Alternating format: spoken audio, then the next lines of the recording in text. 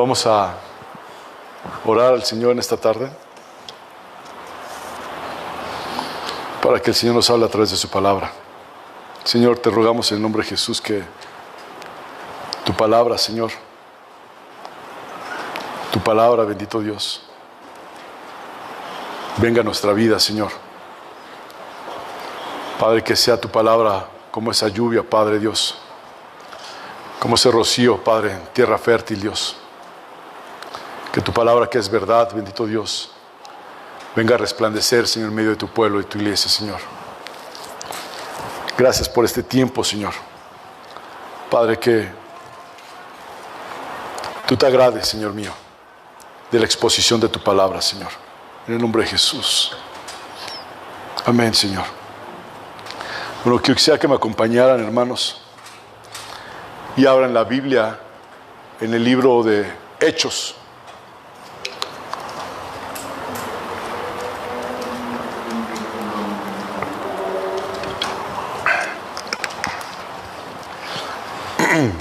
Hay una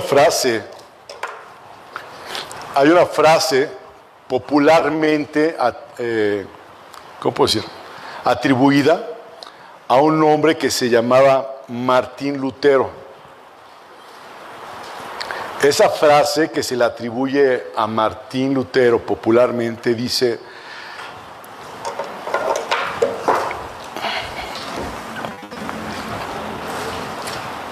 nosotros podemos llevar el evangelio al oído de las personas y Dios se encarga de llevarlo al corazón. Que la palabra que se va a dar en esta tarde y la gente que vaya a escuchar esta palabra, que realmente la palabra de Dios baje al corazón de cada uno de aquellos que escuchen esta palabra. Y ¿no les parece increíble cómo con el tiempo cambian las cosas?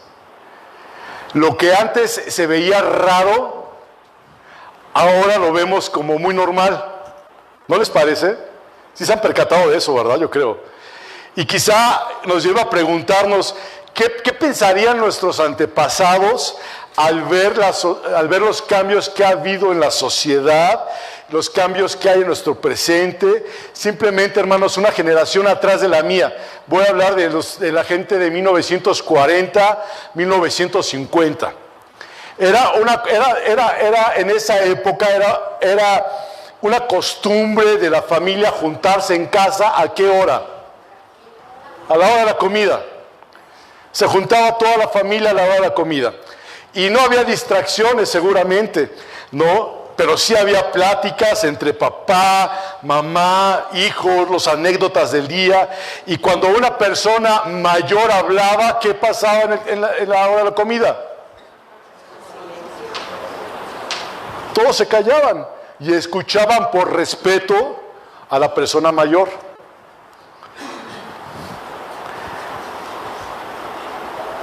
¿Qué otra cosa había? ¿Se acuerdan que cuando todavía los que nos educaron a esa época, cuando ponían los platos, servían los platos, ¿qué tenías que hacer? Esperarte hasta que todos estuvieran servidos para empezar a comer. ¿Sí se acuerdan de esas costumbres? ¿Todavía las viven o ya no?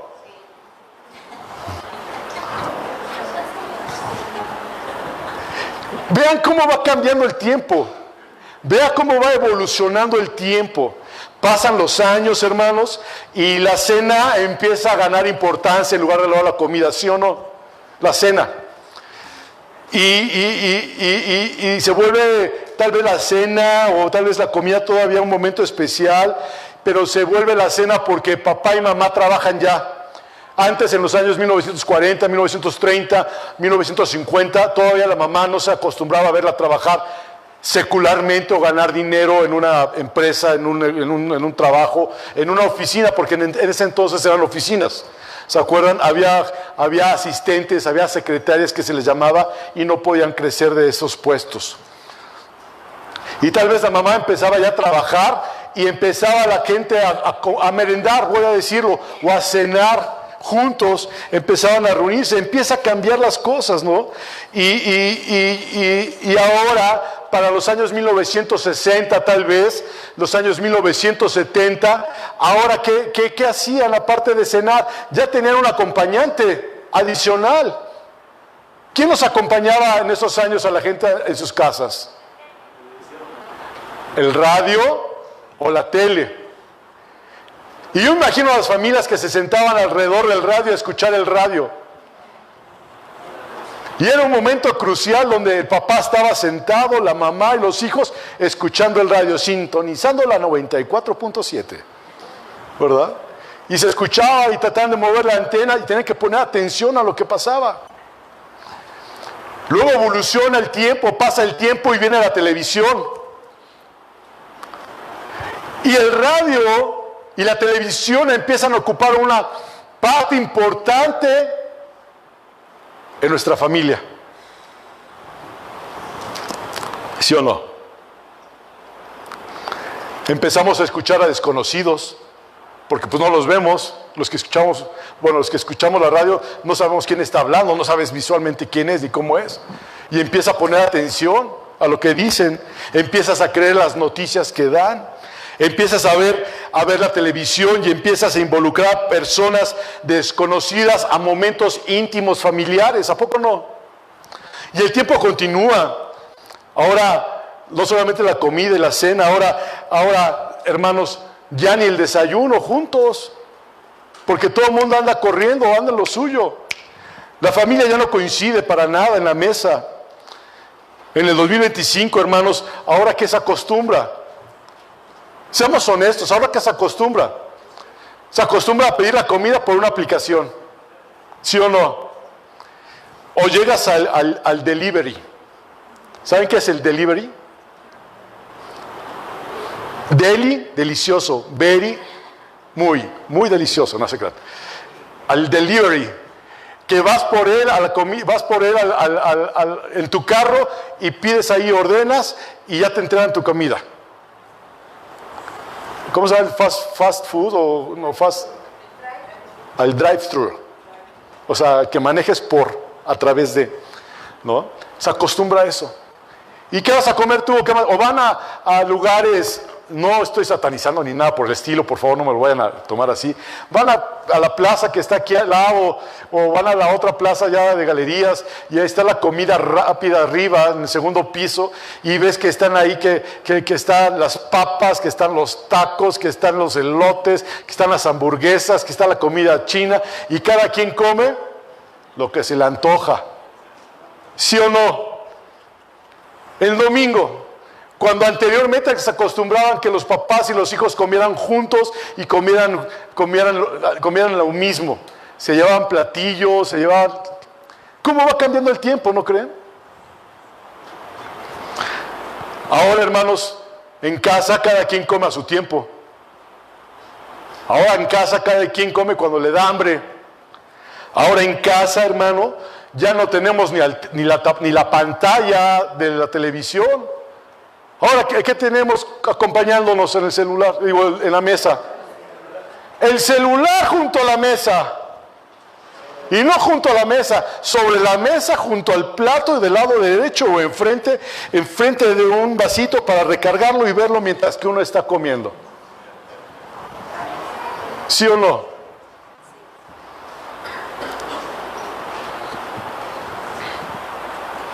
¿Qué quedó atrás?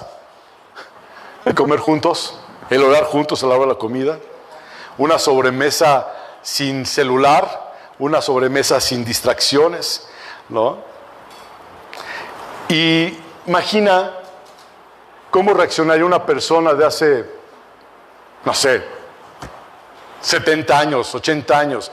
Una persona de hace 120 años, ¿cómo reaccionaría si nos viera a nosotros cómo comemos? ¿Qué pensaría? ¿Que se acabó la familia?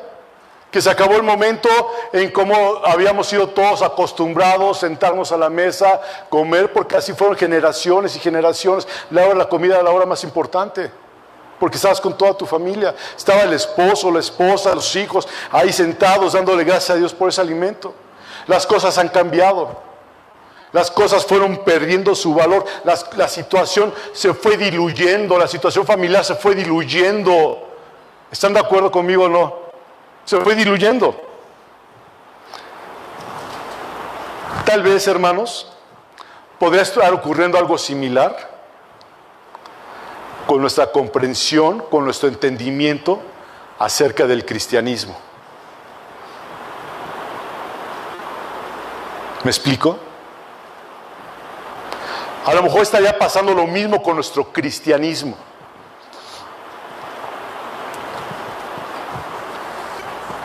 ¿Qué pasaría, hermanos?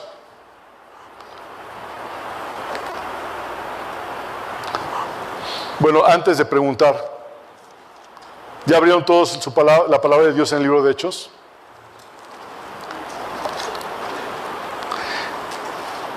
¿Alguien sabe a quién se le, ¿cómo puedo decir? Se le atribuye el haber escrito el libro de los Hechos, sin que conteste Carlos Nurreta León?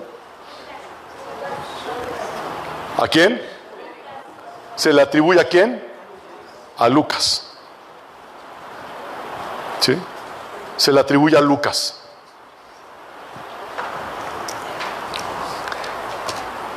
Lucas, ¿qué profesión tenía? Era médico. Y usted, cuando lee los evangelios, usted empieza a leer el evangelio de Mateo, de Marcos, Lucas y Juan. Y si se da cuenta, el evangelio de Lucas es un evangelio que marca muchos eventos cronológicos. Es decir, como que van en cierto orden. Ahora yo le voy a preguntar. Después del libro de Hechos, ¿qué libro sigue? Después de Hechos, ¿cuál sigue? Romanos. ¿Y después de Romanos? Ok. ¿Qué pasaría, hermanos, si en tu Biblia no estuviera el libro de los Hechos? ¿Podrías imaginarte ese libro, la Biblia sin ese libro? Honestamente. El tema de hoy lo he titulado Hechos, el Evangelio en acción. Así lo he titulado. Hechos, el Evangelio en acción. ¿Qué pasaría, Abdel, si no estuviera el libro de los Hechos? ¿Qué pasaría? ¿Qué pensarían ustedes, hermano? Cuando empiezas a leer de Juan y te brincas al libro de Romanos, ¿a quién se le atribuye que escribió el libro de Romanos? ¿Qué pensarías? ¿Qué vendría a tu mente, Boni? ¿Qué vendría a su mente? ¿Cómo? ¿Quién es Pablo? Porque no lo veo ni en Mateo, ni en Marcos, ni en Lucas, ni en Juan. No se menciona ya Pablo. ¡Ah! Se menciona a Saulo. Tampoco. Hechos, el libro de Hechos, es un libro importantísimo. No solamente porque narra la historia de la iglesia, sino porque nos narra, les voy a decir más al rato, ¿qué nos narra? ¿Qué pasaría si el libro de los Hechos, hermanos, no estuviera en la Biblia? El libro de los Hechos nos dice claramente cómo es una iglesia en la que Jesucristo está obrando y está llena de su Santo Espíritu. Ahí lo vemos en el libro de los Hechos. En el libro de Hechos vemos a la iglesia en la forma en que vivían la fe que el Señor les había dado y cómo la vivían. La fe la vivían con compromiso y la vivían con pasión, ¿sí o no, hermanos? Tal vez estamos esperando a que sucedan cosas que Él no prometió, hermanos, o cosas que no vienen en la Escritura, pero en el libro de Hechos vamos a ver lo que es realmente el cristianismo, vamos a ver lo que Jesús desea para su iglesia. Necesitamos, hermanos, realmente meternos más y más y más a este libro de los Hechos y ver cómo los cristianos vivían la fe que el Señor les había dado en ese primer siglo de la iglesia. Y si no tuviéramos el libro de los Hechos, hermanos, tampoco podríamos saber por qué Pedro escribió las epístolas que escribió. Me parece ser que en la primera epístola de Pedro, en su capítulo 1, empieza Pedro a hablarle a la iglesia diciéndoles: es necesario que pasen por tribulaciones, es necesario, van a salir de sus lugares, pero el Señor está con ustedes. Yo pensaría, ¿cómo es que Pedro, después de haber traicionado a Jesús, porque se acuerdan que Pedro traicionó a Jesús, cómo es que Pedro tuvo la valentía de escribir: no se echen para atrás, sigan para adelante? Si no estuviera el libro de Hechos, hermanos, realmente no sabríamos por qué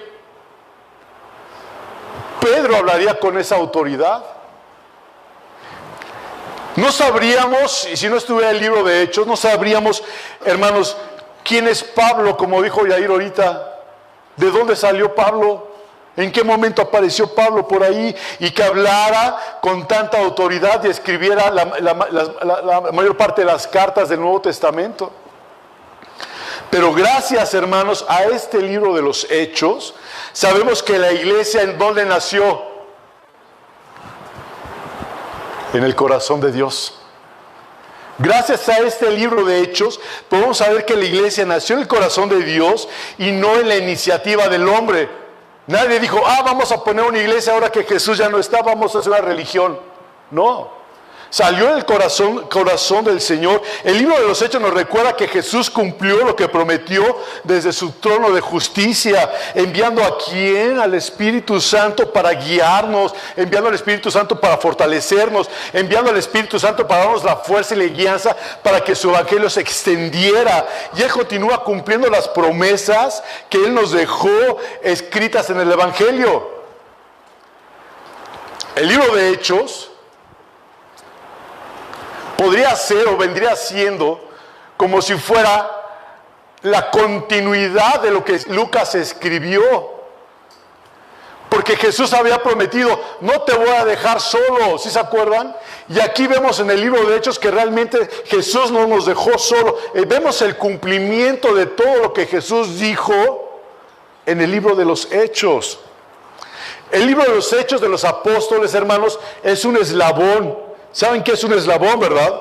Es un eslabón importantísimo entre los evangelios y las epístolas. Y a menudo leemos los libros de la Biblia en una forma individual, hermanos, sin darnos cuenta, porque realmente a veces no nos damos cuenta de que cada libro de la Biblia, cada capítulo, cada versículo cumple una función vital, una función vital dentro de la gran historia de la redención.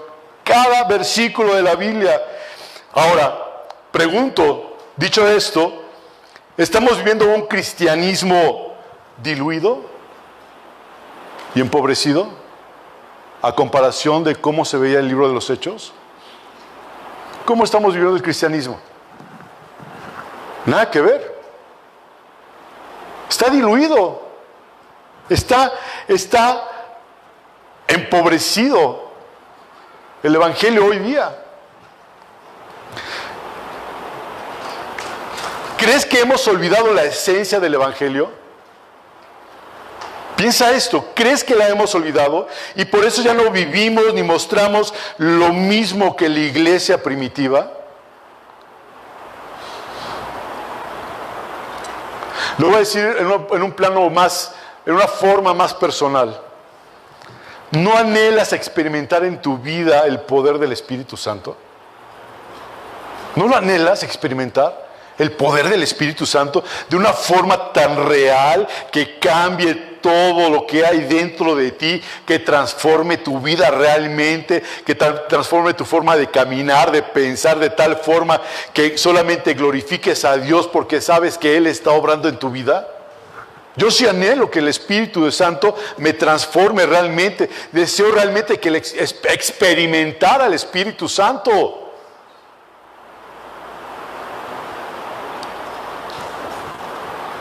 ¿Tu corazón arde por el Evangelio? Piénsalo y no me contestes. ¿Realmente tu corazón arde por el Evangelio?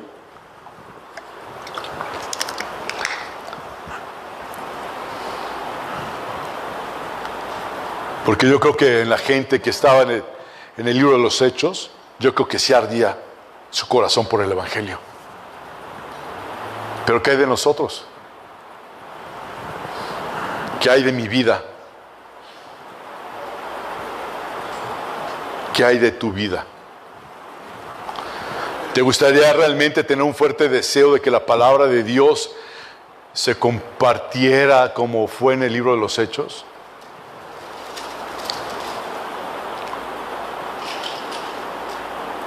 Yo creo que estas preguntas nos hacen pensar en que realmente necesitamos adentrarnos cada día más en el libro de los Hechos. Porque no solamente cuenta cómo comenzó el cristianismo este libro, hermanos. Si dejamos que Dios nos hable por medio de él, podemos redescubrir la esencia de lo que significa ser cristiano. ¿Se acuerdan que ahorita estábamos hablando de cómo eran las familias antes? ¿Cuál era la esencia de la familia antes? Cómo se sentaban las familias a comer y estaban disfrutando la comida todos. ¿No creen que si realmente nos sentamos a estudiar, nos sentamos a examinar el libro de los Hechos, podemos redescubrir la esencia de lo que es el cristianismo? De lo que realmente Dios quiere para nuestras vidas, de lo que realmente Dios marca como el cristianismo, porque tal vez vivimos un cristianismo equivocado. Ahorita estoy recordando, una vez les puse un ejemplo aquí, un video de una persona, no sé si lo recuerdan o no, y si no lo recuerdan después se los enseño. Pero se los voy a platicar de una persona que entró como que a un consultorio y estaban sentadas 2 o 3 personas y de repente sonaba la chicharra, sonaba un timbre y las personas se paraban. ¿Sí se acuerdan? Y la persona se les quedaba viendo y luego se sentaban las personas otra vez. Y volvió a sonar la chicharra y la chava se les quedaba viendo y se paraban y ella como que no sabía bien qué hacer y se levantó. Y luego las personas empezaron a pasar al consultorio, empezaron a llegar nuevas personas y en ese ínter sonaba la chicharra y la gente se paraba y se sentaba, se paraba y se sentaba. Se volvió una costumbre sin saber cuál era el origen de eso. ¿Recuerdan ese video? Carlita, tal vez lo puedes buscar y lo puedes publicar, lo puedes subir, por favor. Intenta, sí. Si lo tienes, avísame. Y si no lo tienes, no me avises. Porque sí es importante que lo vean y que lo tomen como ejemplo, hermanos. Porque a veces llevamos el cristianismo conforme lo vemos que los demás lo están haciendo. Y se forma, entre comillas, ¿han jugado alguna vez teléfono descompuesto? ¿Dónde lo han jugado? En las despedidas de soltera. ¿En dónde? En los baby showers. No, en la escuela también. ¿Verdad que sí? ¿Y cómo es el teléfono descompuesto? Fer Junior, ¿tú has jugado teléfono descompuesto? ¿Y cómo se forma ese teléfono descompuesto? Te dicen una frase y al último resultó que era otra cosa, ¿cierto o falso? ¿Y por qué? Porque no tienes lo original, no tienes lo real. Muchas veces el cristianismo es como el teléfono descompuesto porque no vamos ¿a dónde? A la palabra de Dios. A ver el libro de los Hechos, cómo se origina el cristianismo, cómo es el cristianismo, cómo vivían los cristianos. Y podemos pensar, podemos decir, es que en aquella época eran otras épocas, hermano. Hoy es muy difícil ser cristiano. Hermano, te voy a decir algo, y me asombró mucho, porque al momento de estar estudiando esto, encontré, por ejemplo, y yo sé que hoy no voy a terminar de dar este sermón, pero les voy a decir que encontré el origen de la palabra patria potestad.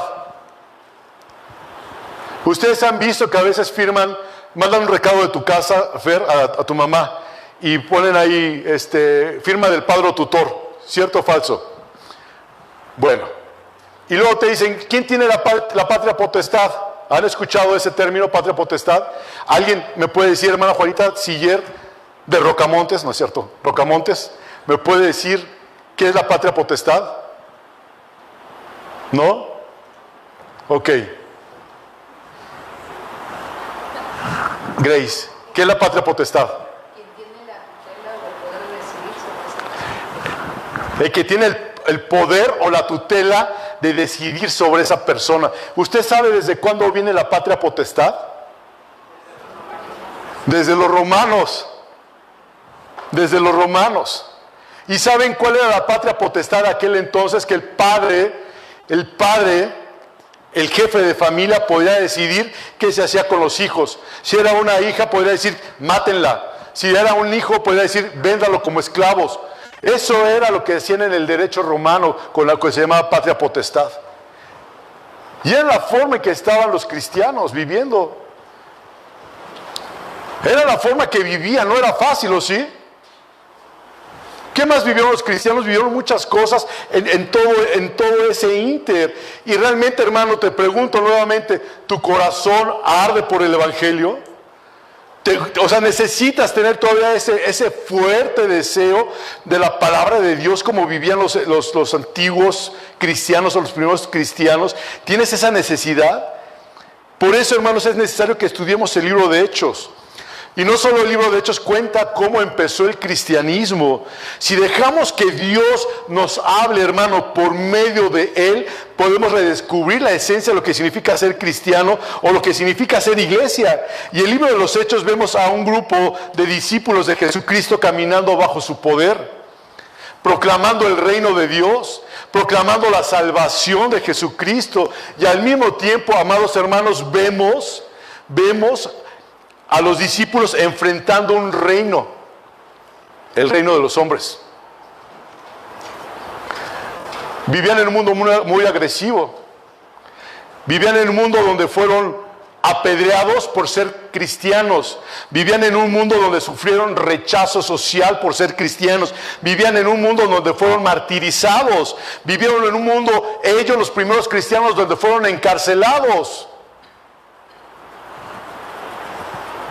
¿Se les hace difícil ser cristiano hoy?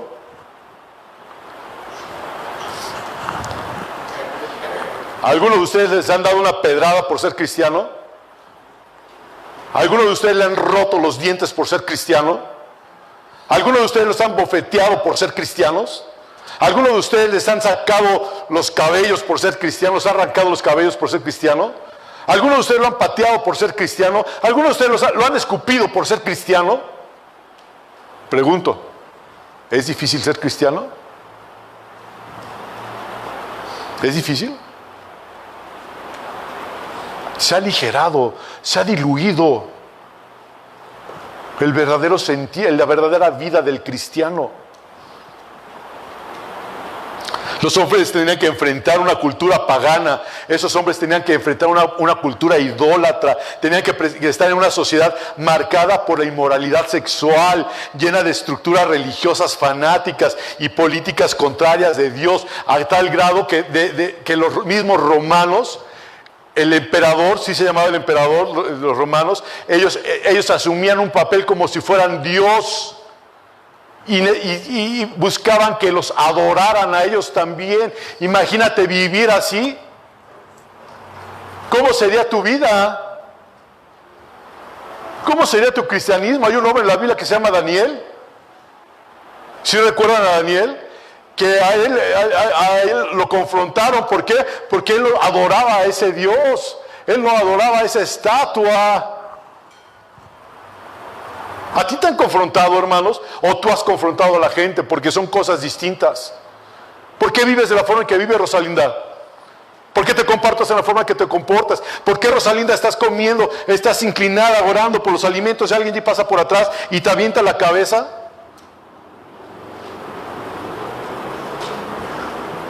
Vivimos un cristianismo que realmente se ha vuelto un cristianismo diluido. ¿Usted cree que solo vivimos tiempos terribles? Hubo discípulos que fueron crucificados por predicar la palabra de Dios, especialmente durante la persecución romana en el tiempo de Nerón. Y era común para cristianos que tenían algún estatus romano ser decapitados, si eran cristianos. ¿Como quién? Pablo. Sí. Juan el Bautista fue decapitado.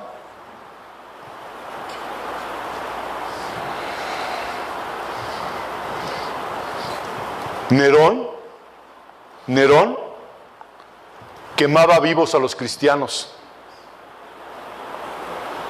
y los exhibía.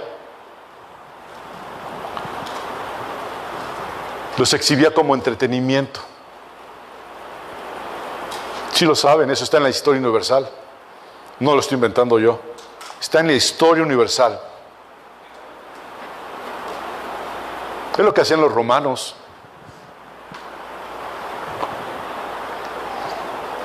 Los primeros cristianos también fueron abandonados y no les daban de comer. Morían de hambre.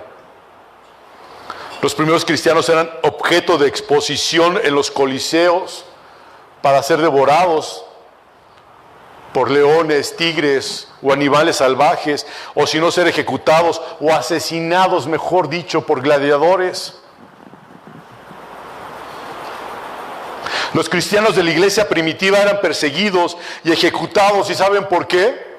Porque no renunciaron a su fe, no negaron la fe. ¿Tú niegas la fe? Pregunto, no me respondas, piénsalo. Piénsalo.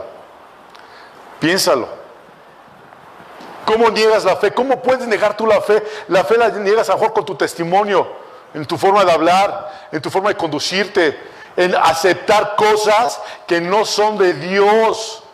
Es que no pasa nada si hago esto, no pasa nada. Hermano, el cristianismo es para gente radical como Jesucristo. Y solamente eso lo puede poner en nosotros el Espíritu Santo, pero nos hemos ido acostumbrando. Entonces estos hombres, hermanos, se distinguieron por ser hombres llenos del poder del Espíritu Santo. Estos hombres, hermanos, se distinguieron por anunciar un evangelio en un mundo lleno de circunstancias contrarias. Estos hombres llenos del Espíritu Santo nunca dejaron de compartir el mensaje de salvación y siempre proclamaron a Jesús de Nazaret como el único camino a la vida eterna. Y les fue la vida a ellos. El libro de los Hechos, hermanos, muestra que los discípulos enfrentaron gran oposición, que enfrentaron primero, antes que cualquier cosa, había un gran paganismo en ese entonces. Paganismo grecorromano, con su idolatría, costumbres paganas. La religión judía tradicional lo rechazaban. ¿Y saben por qué lo rechazaban? Porque ellos no veían a Jesús como el Mesías. El poder imperial romano exigía lealtad y obediencia absoluta al César.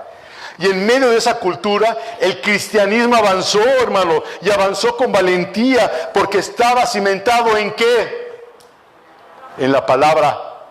La roca eterna que es Jesucristo. El cristianismo estaba cimentado en la palabra de Dios y en el poder de su Santo Espíritu. Si no hay palabra, hermanos, no podemos estar cimentados. Si no hay palabra, no podemos seguir adelante, hermanos. Es por eso que en el libro de los Hechos, ¿sí?, no solo es un libro de historia de la iglesia primitiva. El libro de los Hechos es inspirado por el Espíritu Santo y narra la forma en cómo obró la iglesia primitiva.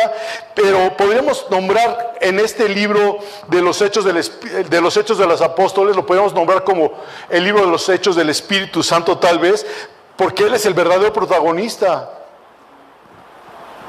El propósito de este libro de los Hechos, hermano, no se centra solamente en narrar los hechos, sino revela el carácter también de los mártires.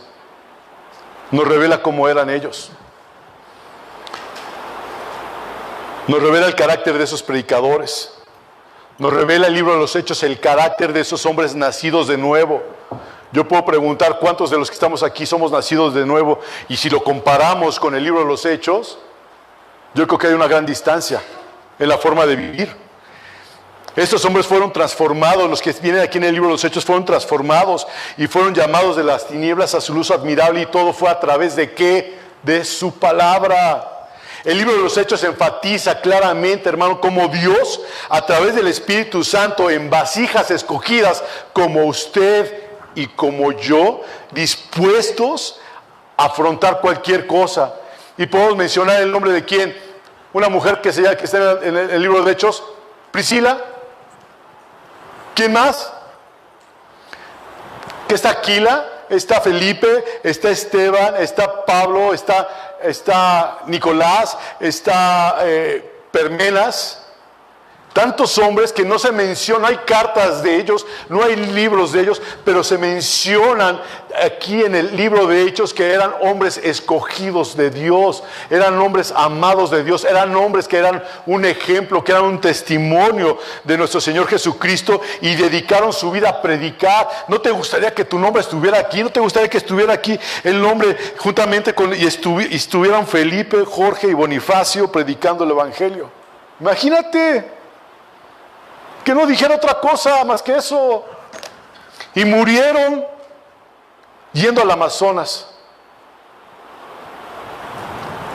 A mí me mueve mucho, independientemente de cualquier tema político que pueda existir, la muerte de este hombre, Charlie Kirk, o como se apellida. Eso. ¿No? Me mueve mucho, en serio. Porque independientemente de su trasfondo político, de lo que él creía y demás, eso déjenlo aparte, son opiniones políticas, pero él siempre iba en contra de la enseñanza del homosexualismo.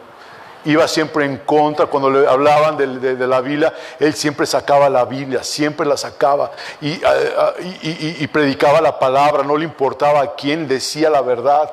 Y una entrevista que le hicieron a él, le dijeron, si a ti cuando tú llegues a morir, ¿cómo te gustaría que te recordaran? Y él dijo, me gustaría que me recordaran como un hombre valiente que siempre tuvo su fe en alto, palabras más, palabras menos, su fe en Cristo. Y lo mataron, 31 años, por lo que haya sido. Pero yo los videos que veo, que he visto de él, siempre está en contra de la forma en que el mundo quiere vivir hoy. ¿Habrá hombres y mujeres que estén dispuestos a morir por Cristo hoy? En esta iglesia, en Pacto de Gracia, ¿habrá hombres o mujeres que estén dispuestos a morir por Cristo? En esta iglesia, en ustedes, ¿habrá alguno de ustedes que diga, yo he decidido morir por Cristo? Y no me refiero a morir en la carne. ¿Alguno de ustedes ha pensado, Señor, a mí me gustaría ir a algún lugar a predicar tu palabra y Señor mío, Padre, y no importa lo que venga, no importa lo que pase? Porque es muy fácil ser cristiano atrás de bambalinas, hermano. Es muy fácil ser cristiano en 4 paredes. Es muy fácil ser cristiano estando sentado en una silla con clima. Es muy fácil ser cristiano cantando aquí y que no vivamos realmente la persecución que hay. ¿Y saben por qué no la hemos vivido? Porque no hemos predicado el Evangelio como tiene que ser. Como cristianos no nos hemos parado en contra de las predicaciones que da el mundo o el adoctrinamiento que da el mundo hacia el resto, hacia nuestros hijos. ¿Te has parado en la escuela a decir, yo no estoy de acuerdo con lo que le estás enseñando a mis hijos? Yo no estoy de acuerdo con lo que dice este libro que tú le quieres enseñar a mi hijo. ¿Te has puesto con un maestro a decirle eso? Eso nos falta hacer, hermanos. No solamente decir, es que mi hijo no participa en el Halloween porque es cristiano. Pero todo el adoctrinamiento que nuestros hijos, nuestros sobrinos, nuestros parientes están recibiendo a través del gobierno, no quiero causar una revolución gubernamental ni nada de eso. Simplemente estoy diciendo, usted está listo para decir, esta es la verdad, hijo, esta es la verdad, cómprala. ¿Y qué más? No la vendas. No la cambies. No cambies esta verdad, hijo. Porque en ello te va la vida. Lo leímos hace rato. Vaya a Deuteronomio conmigo nuevamente. Por si aún estaba medio dormido.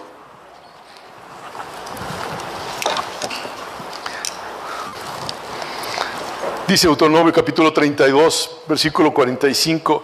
Y acabó Moisés de recitar todas estas palabras a todo Israel. Y acabó Moisés de predicar, acabó Moisés de enseñar esto. Y dice, y les dijo, aplicad vuestro corazón a todas las palabras que yo os testifico hoy, para que las mandéis a vuestros hijos, a fin de que cuiden de cumplir todas las palabras de esta ley. Ve con tus hijos, enséñales y dile, compra la verdad y no la vendas. Compra la verdad y no la vendas. ¿Y dónde está la verdad? La verdad está en la palabra de Dios. La verdad está en la Biblia. La Biblia es la verdad.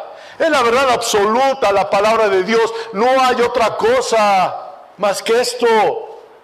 Esta es la palabra de Dios.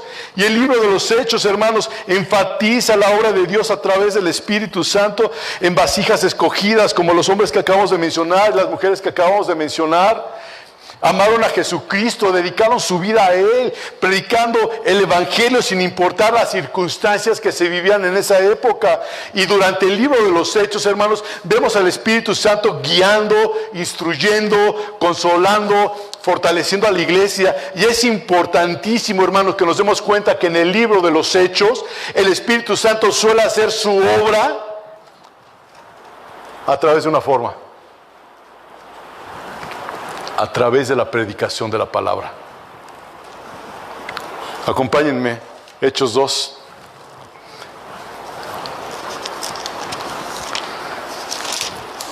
Hechos capítulo 2. Versículo 40 y 41. Y dice, y con otras muchas palabras testificaba y les exhortaba diciendo, sed salvos de esta perversa generación. Si se dan cuenta de lo que predicaba, ¿quién lo estaba predicando? ¿Quién estaba predicando aquí, hermano? Pedro. Y decía, sed salvos de esta perversa generación. Pregunto, ¿cuántos de nosotros nos hemos parado a decir a nuestros vecinos, vecino, ten cuidado con lo que se está enseñando, vecino, ten cuidado con lo que está predicando allá afuera en las escuelas, lo que escuchas en la televisión, el adoctrinamiento que hay en las películas, hasta de Netflix, de YouTube? Yo no sé cuántos de ustedes tengan alguna aplicación de esas, o cómo se llama, alguna app o de esas de Netflix, ¿cómo se llaman esas cosas? Alguna plataforma, ¿verdad? Pero si usted tiene, por ejemplo, Netflix, y usted quiere ver alguna serie, quiere ver alguna película, hoy día aparecen sí o sí homosexuales. En cualquier película. Te recomiendo esta película. Y aparecen los homosexuales. Y si no aparecen los homosexuales, aparece la bandera gay, la bandera homosexual. ¿Y qué empieza? Te empiezas a familiarizar y a ver las cosas común, Carla, ¿ya? Las empiezas a ver y se te hace común y te vuelves como uno de ellos sin que tú te des cuenta, porque nos hemos distraído de lo que Dios quiere para nosotros. Te vuelves como uno de ellos sin saber cómo. Por eso les digo que el Evangelio, el cristianismo se ha ido diluyendo a comparación del libro de Hechos. Se ha ido diluyendo.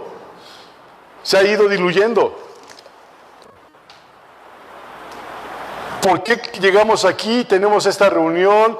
¿Y por qué empezamos con la alabanza? Y luego, ¿por qué la predicación? Porque siempre se ha hecho.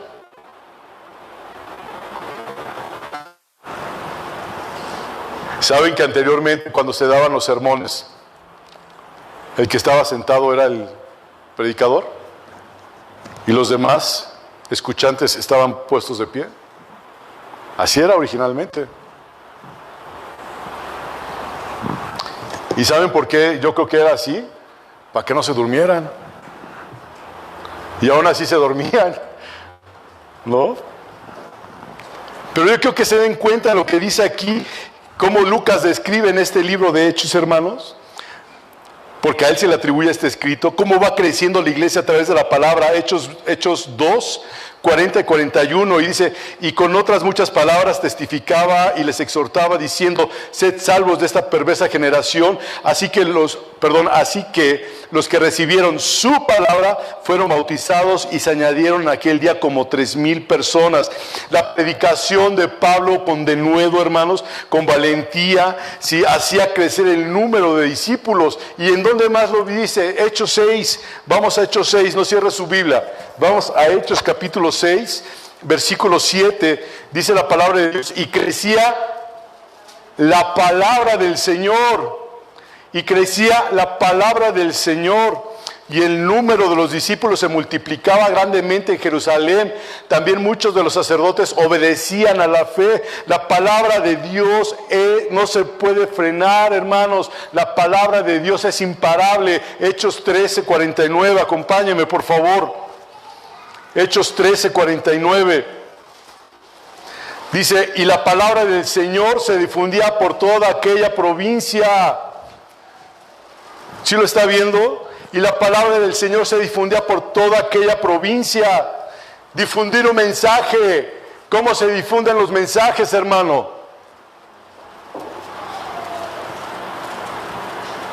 ¿Cómo podemos difundir nosotros un mensaje? No me diga que por WhatsApp, por la lista de difusión. No. O podemos hacerlo así también, pero ¿cómo se debería difundir un mensaje? De boca en boca.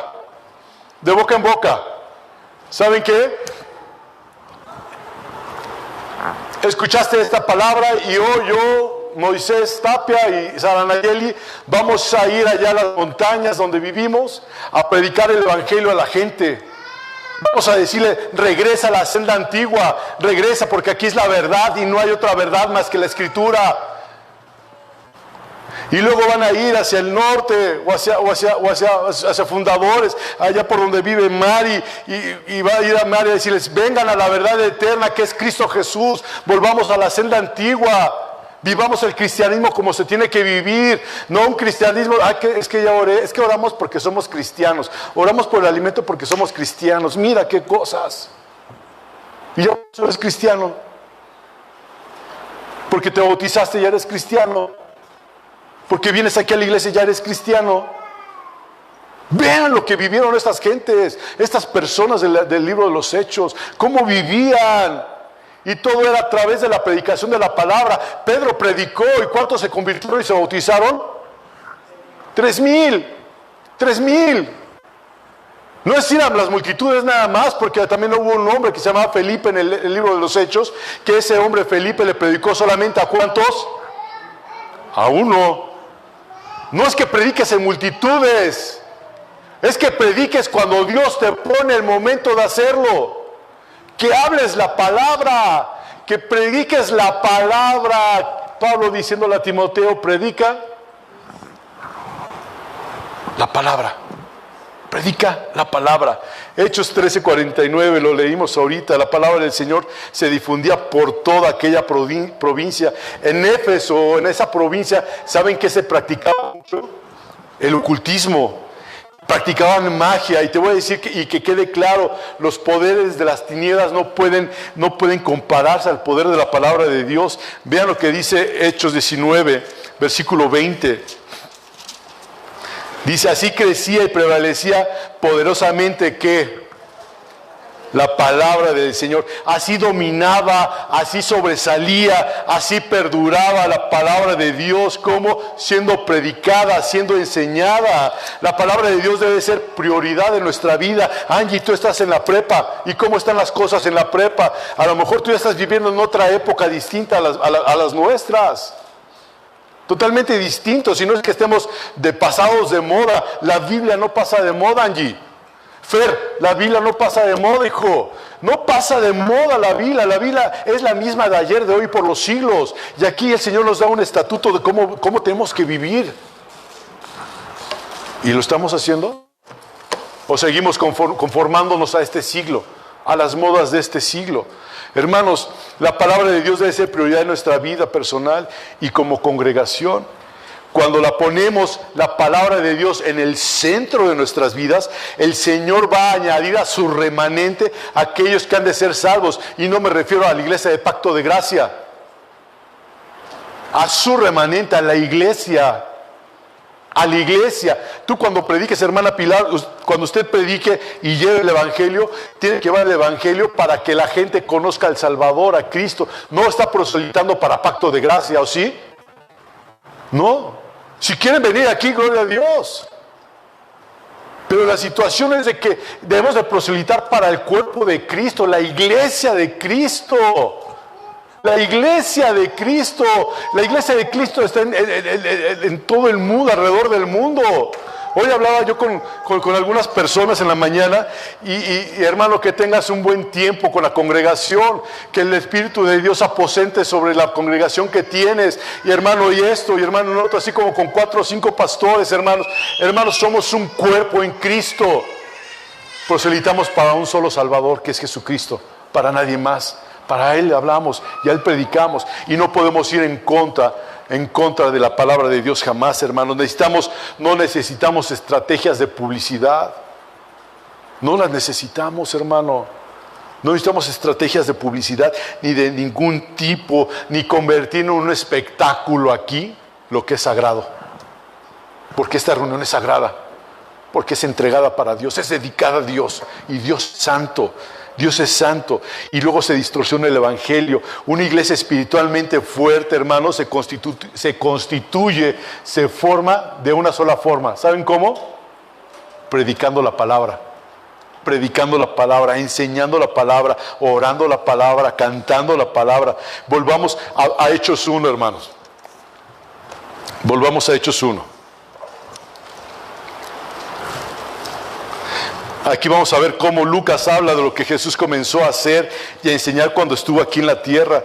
Y la verdad es que el Evangelio de San Lucas nos muestra, el ministerio terrenal de Jesús. El libro de Hechos nos muestra a Jesús actuando, nos muestra cómo Jesús continúa su obra.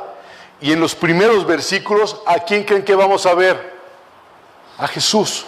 Vean, voy a leer algunos versículos y quiero que me sigan, y yo les voy a preguntar a quién ven allí. Dice versículo 1, capítulo 1, en el primer tratado, oh Teófilo, habla acerca de todas las cosas. ¿A qué primer tratado se refiere? Al Evangelio de Lucas, ¿ok? Habla acerca de todas las cosas que Jesús comenzó a hacer y enseñar. ¿De quién está hablando? De Jesús. Dice, hasta el día en que fue recibido arriba, después de haber dado mandamientos por el Espíritu Santo a los apóstoles que había escogido. ¿De quién está hablando? De Jesús.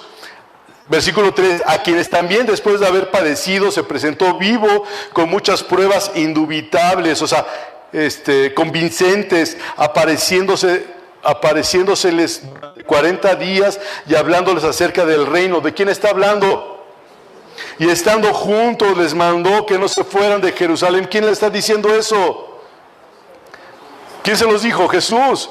Sino que esperaban la promesa del Padre, la cual les dijo, oísteis de mí, versículo 5, porque Juan ciertamente bautizó con agua, mas vosotros sois bautizados con el Espíritu Santo dentro de no muchos días. ¿Quién lo prometió? ¿De quién se está hablando? De Jesús. Versículo 6, entonces los que se habían reunido le preguntaron diciendo, Señor, ¿restaurarás el reino de Israel en este tiempo? ¿A quién le preguntaron? Versículo 7, y les dijo, no os toca a vosotros saber los tiempos o las razones que el Padre puso en una sola potestad. ¿A quién nos está diciendo a nosotros? Jesús. Dice el versículo 8, pero recibiréis poder. ¿Quién nos dice eso a nosotros? Cuando haya venido sobre vosotros el Espíritu Santo, y seréis testigos en Jerusalén, en toda Judea, Samaria, hasta lo último de la tierra. Versículo 9, ya habiendo dicho estas cosas, viéndolo ellos, fue alzado y le recibió una nube que lo ocultó de sus ojos. ¿A quién fue alzado? Versículo 10, y estando ellos con los ojos puestos en el cielo, entre tanto, ¿quién se iba? Jesús. He aquí que pusieron junto a ellos 2 varones con vestiduras blancas, versículo 11, los cuales también les dijeron, varones galileos, ¿por qué estáis mirando al cielo? Este mismo, ¿quién? Que ha sido tomado de vosotros al cielo, así vendrá como lo habéis visto ir al cielo. ¿De quién se trata todo este evangelio? ¿De quién se trata este libro? De Jesús. Y para vivir como cristianos, realmente tenemos que conocer ¿a quién? A Jesús. Y cómo vivían los cristianos del antiguo, del libro de los Hechos. Jesús es el que te llama a la salvación, hermano.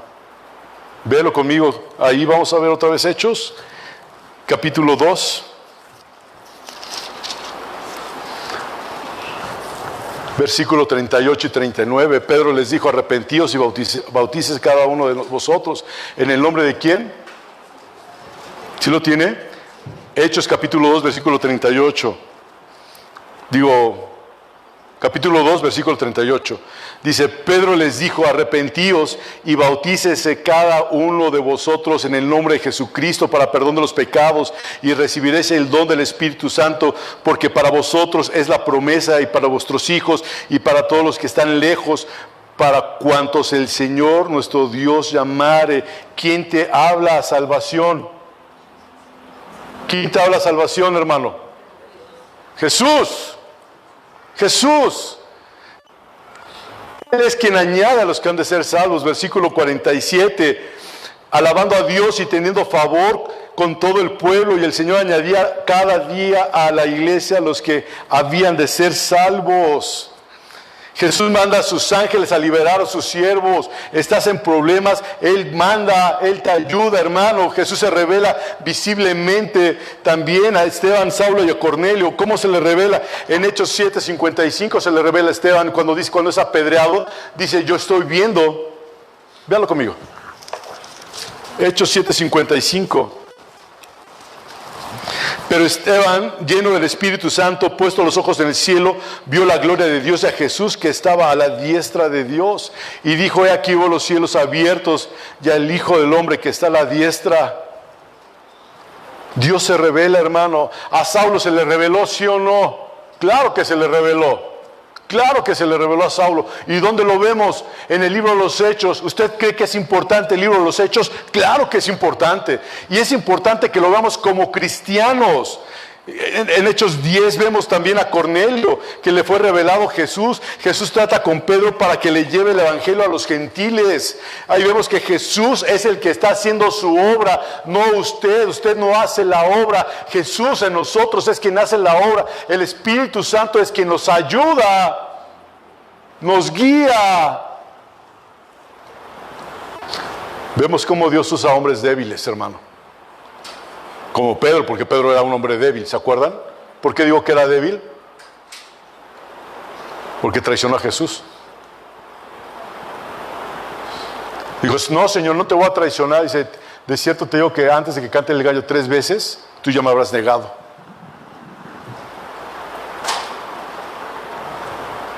Hombres débiles.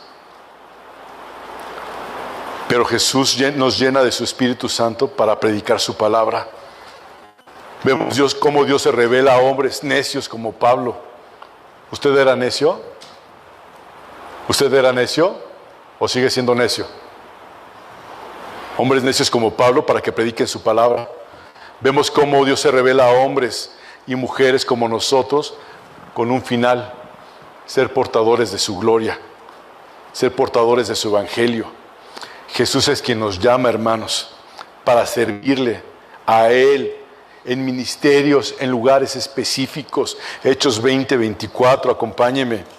Dice la palabra del Señor en Hechos 20:24: pero ninguna cosa hago caso, pero de ninguna cosa hago caso, ni estimo preciosa mi vida para mí mismo, con tal que acabe mi carrera con gozo y el misterio que recibí del Señor Jesús, para dar testimonio del evangelio de la gracia de Dios. Fíjense: pero de ninguna cosa hago caso, ni estimo preciosa mi vida para mí mismo. ¿Cómo tienes tu vida?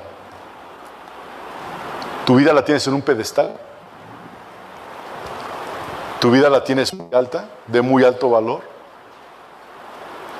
Vean cómo habla Dios a través de Pablo diciendo: de ninguna cosa hago caso, ni estimo preciosa mi vida para mí mismo, con tal de que acabe mi carrera con gozo y el ministerio que recibí del Señor Jesús para dar testimonio del Evangelio, de la gracia de Dios. Es el ministerio que nosotros tenemos también, para dar testimonio de la gracia que hemos recibido. Da de gracia lo que de gracia hemos recibido. El libro de los Hechos, hermanos, trata de Jesús obrando en nosotros y a través de su Santo Espíritu. El libro de Hechos, hermanos, nos enseña que Jesús está haciendo lo que Él dijo que iba a hacer. El libro de Hechos es el cumplimiento de lo que Él prometió y lo que vemos escrito en los 4 evangelios. Hermanos, yo quiero pedirte que confíes en que Él te va a ayudar a soportar cualquier aflicción por la que puedas pasar, por predicar su palabra, por vivir de acuerdo a su palabra. Yo te quiero pedir, hermano, que confíes en que su poder se va a manifestar cuando ya no tengas fuerzas para continuar por ti mismo. Confía que Jesús va a hacer lo que Él dijo que haría. Confía en eso, hermano. Confía en que Jesús va a hacer lo que Él dijo que haría, porque lo vemos en el libro de Hechos. Él dijo, se cumplió.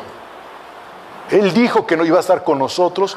Créelo, créelo, créelo. El libro de los Hechos no es meramente la historia de lo que hicieron los apóstoles, es la historia de lo que el Señor Jesús continúa haciendo desde el cielo, sentado en su trono, porque Él vive y vive para siempre. Y Él reina y reina para siempre y sigue llevando su obra a cabo en la iglesia desde su trono de justicia. No olvides el libro de los Hechos. Lee en tu casa el libro de los Hechos.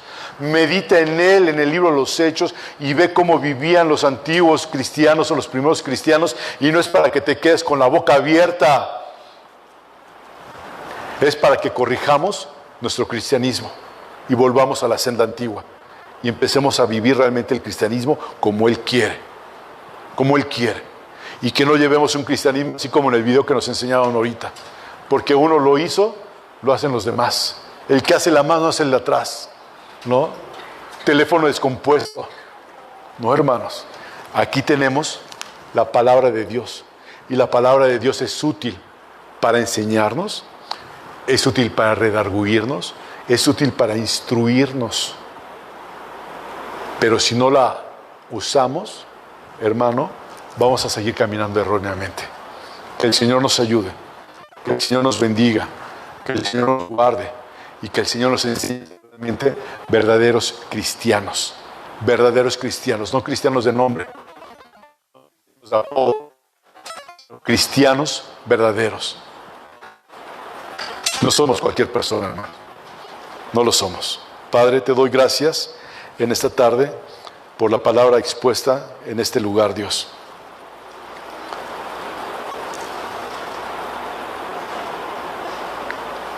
En lo personal, Señor, tú sabes cuál es mi condición delante de ti, Señor.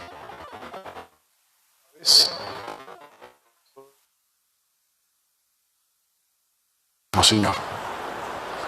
Te ruego, Dios, que nos ayudes, Padre, a caminar de acuerdo a tu palabra y no de acuerdo a tradiciones, costumbres.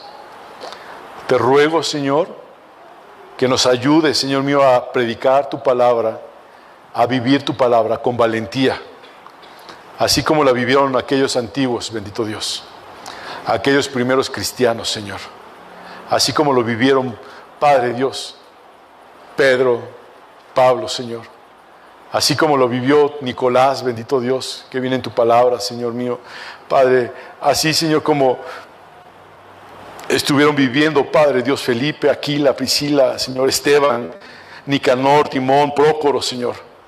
Enséñanos, Señor mío, a hacer o a someternos a ti, Dios, y ser esas vasijas escogidas por ti, bendito Dios. Somos vasijas, Señor. Que no se nos olvide eso, Señor. Somos vasijas. El tesoro eres tú. Y tú eres puesto sobre nosotros, porque nosotros no tenemos valor por nosotros mismos, sino es por quien llevamos dentro, Señor. Ayúdanos, Señor. Partimos de este lugar, te ruego que tu gracia, tu misericordia nos acompañe, Señor. Te ruego misericordia por cada uno de los que están aquí, Señor. Por cada una de las personas que han escuchado tu palabra, Señor, a través de este mensaje, Señor. Te ruego que nos redargullas, Padre, y que volvamos a la senda antigua, Padre Dios. Que busquemos, Señor mío, tu palabra, amemos tu palabra y la pongamos por obra, Señor. En el nombre de Jesucristo, te doy gracias, Padre. Amén, Señor. Amén.